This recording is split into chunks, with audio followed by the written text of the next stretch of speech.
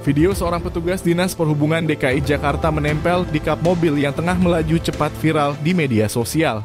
Video tersebut memperlihatkan pengendara mobil yang merekam peristiwa tersebut tengah cekcok dengan sejumlah petugas Dishub.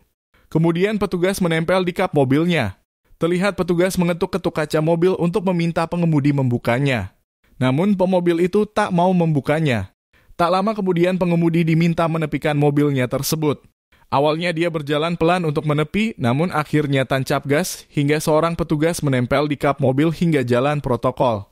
Terkait itu, Kadishub DKI Jakarta Syafrin Liputo mengatakan insiden tersebut terjadi pada Rabu 3 Januari 2024 sekira pukul 13.30 waktu Indonesia Barat. Saat itu petugas Dishub tengah melakukan monitoring dan pengawasan terhadap parkir liar di kawasan Setiabudi, Jakarta Selatan.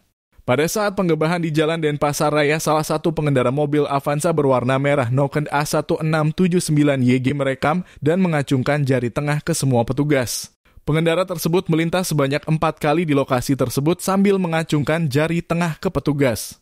Kata Syafrin dalam keterangannya, Kamis 4/1/2024.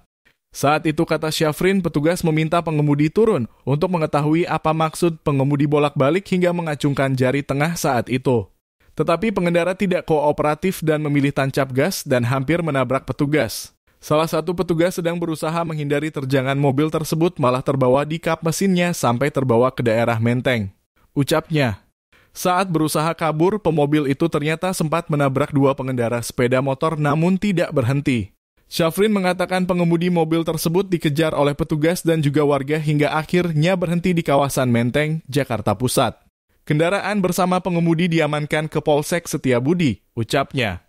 Namun tak lama kemudian kasus ini diselesaikan secara kekeluargaan karena pengemudi mobil sudah meminta maaf ke petugas Dishub.